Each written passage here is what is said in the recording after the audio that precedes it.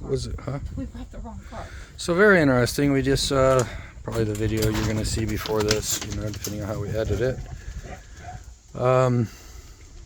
Is that a buzzard or a hawk? Buzzard. Staring at our chickens. All right. The, it works. Starts, it runs, it works. I had to turn the heat on the big dog. 130,000 BTU unit. I turned the air on, it works. It's weird though. It's still giving me genset fault. I don't recall it doing that prior. However, it does work.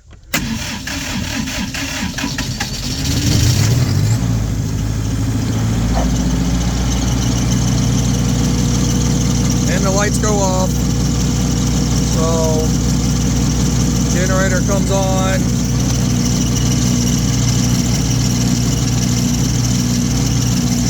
They're not really blinking like that, it's just in the video. You know, everything's working. So the light goes off when it starts. Maybe it's not picking up oil pressure or something, I don't know. Batteries are good, fuel's good, power meters, everything's good at this point. So let's go ahead and talk about the problem so I can help many others. And I want to go ahead and give a shout out to Steel Soldiers, one of the best online forums.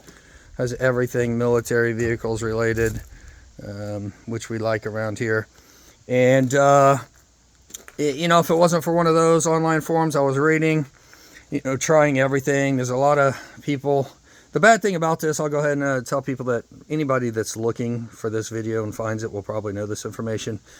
But when the government puts out an order, so many people jump on it, so many different companies. So this generator, if you're ordering one from GovPlanet, I would recommend maybe not getting a Hanco. Hanco went out of business or sold their licensing to another company. I talked to Hanco. They gave me the number to the other company. I called them like, well, we deal with generators. We might have got their licensing, but, you know, we don't deal with Hanco specifically. They just are a generator company. So, you know, it really couldn't steer me in the right direction. And for anybody watching these videos, if you can tell me what this is, looking at the Perkins website for this engine, this is where the oil pressure goes.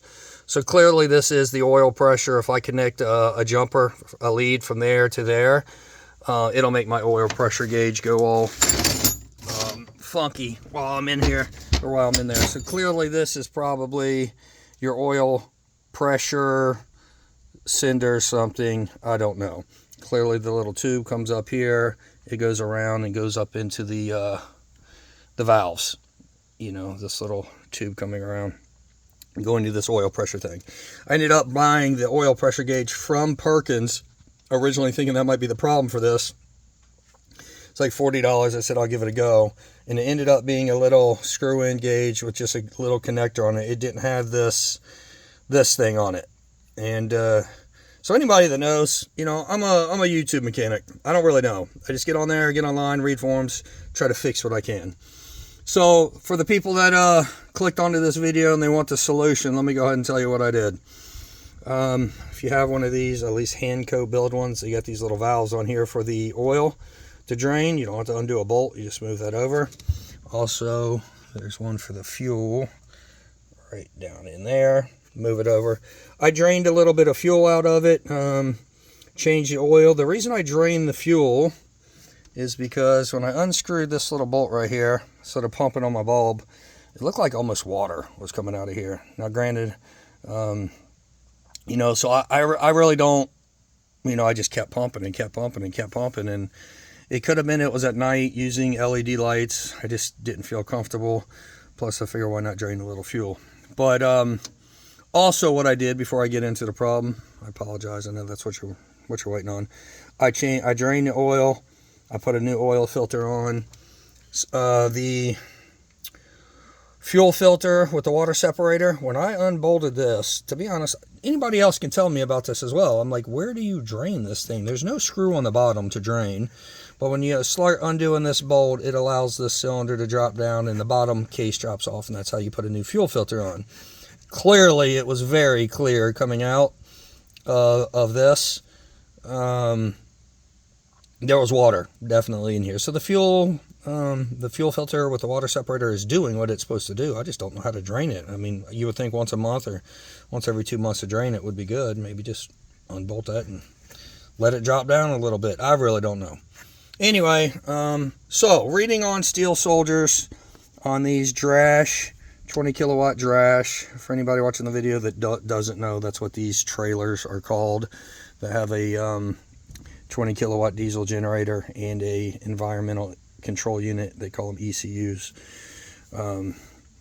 And so for this, I jumped into the forums and somebody said your fuel cutoff solenoid, which is this piece right in here, could be bad.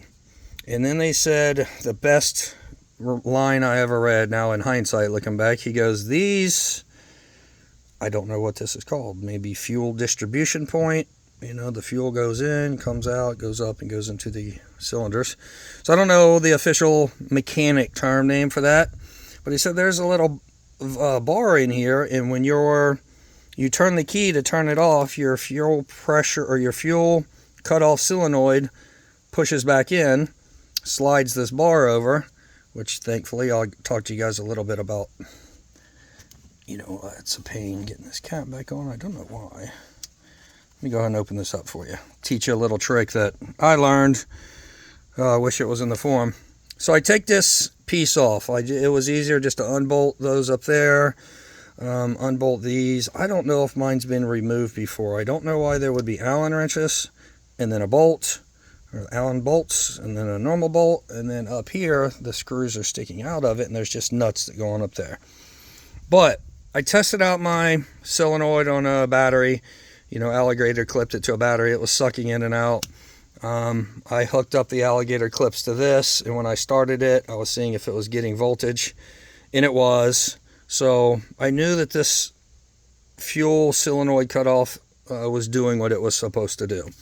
However, somebody said you can stick your fingers in there where it goes and push the little bar over. And maybe if you have midget hands. I actually had to end up using a little Allen wrench and reaching up in there and pushing it. So now when I got this piece off, look at the other videos, Drash number 2, number 1, I don't know which one I talked about it, but there is, when you try to pull this out, it is connected. There's a bar deep in there that goes over to in here, it connects to something in here. And I might not be sticking my finger in there. I don't know if you can see that steam coming out of it or not. So smoke, not steam, but anyway, when you get this piece off, my bar was stuck, and the forum on Steel Soldier said it's a common failure point. That slide fuel rail in there will get stuck. Clearly that was my problem. And when I got it all fixed and sliding back and forth, just use some oil, move back and forth. Surprisingly, once I broke it free and it started moving, it was very easy to move. And put it all back in there, and when did I try starting it? Oh, so what I realized the problem was, when I put it back in there, there was nothing. You would think there would be a spring, a hard spring pushing this over, but there wasn't. So I'm like, well, how does this, you know, maybe I was thinking there was a spring in here, and that's where I eventually opened this up. And you can stick your, come on, focus camera, you can stick your finger in here and feel the little bar that connects in there, and you can stick your finger in there and move it over from in here, which ended up being very beneficial to me. I could push it over that way with my finger, and I could stick the Allen wrench in there and push it back over. So when you think about the fuel pressure, or the fuel cutoff solenoid, it is always sticking out. like this from the solenoid, and when you connect it to a battery, give it 24 volts, it sucks in. When it sucks in, there should be something pushing this bar over, which allows fuel to flow. And then when you turn the key to turn it off, the solenoid goes back out and it pushes the bar over and it cuts the fuel. And that's how you turn off a diesel. You know, you don't need electricity to run diesels. So I actually went over there and turned the key off with my fuel pro. I tested it out without the solenoid in it, and I shut it off and it kept running. You know, so for anybody that's not familiar with diesels, they don't use spark plugs, they just use pressure. So once they're starting and running, you pretty much either have to cut the air, cut the fuel, or it's just going to run. And that's exactly what happened. I turned it off and nothing happened. So I had to get my Allen wrench over here and then stick it in the side, and it turned off. So this was the problem. Whoever posted on Steel Soldiers, this is a common failure point. Kudos to you. I'm so fabulous and thankful for you guys that did fix my problem. Now, with this not pushing it over, I was riding around with a friend yesterday, and he goes, it might be the pressure in the engine. Like when you're trying to start it, just the pressure might be what helps force that over. And I don't know if he's right or not. I mean, I'm barely, if I stick my finger in here, there is barely the slightest bit of pressure, you know, trying to move it. But it does seem to work now, so my buddy might have been right about the pressure of the engine may be what's... bear with me 1 second. This cap is always a pain. Yeah, not too bad. I got it. By the way, shout out to my neighbor. I think Eric might have been the one that told me about the pressure. Anyway, so that was the fix. Clean oil, clean filter, change the fuel filter. I actually don't believe those were the problems. Clearly this being stuck and not being able to slide over, that was the problem. I thought I was still going to have a problem, which is why I started it with the fuel pressure, or the fuel cutoff solenoid out of it, because, you know, I didn't feel any pressure to move that thing back and forth. But maybe it's the engine starting and the pressure, like my neighbor said, that pushes it over. Now, a really interesting thing is, I do not, for the life of me, believe that I had the Genset fault light come on before. You know, you got to preheat it. You know, your light plugs come on. It's already been running, so that's probably preheated enough. But you got to run. I do not recall. It may have been. I'm going to go look in other videos and see. But